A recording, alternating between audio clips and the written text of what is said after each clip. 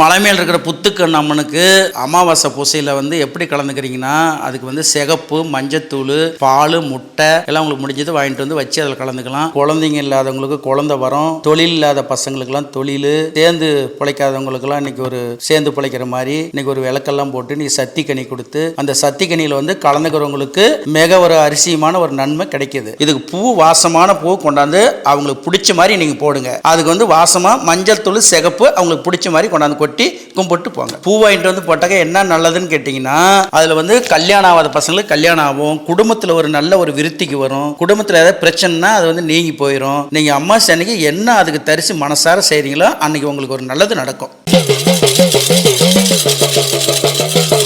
ஆதி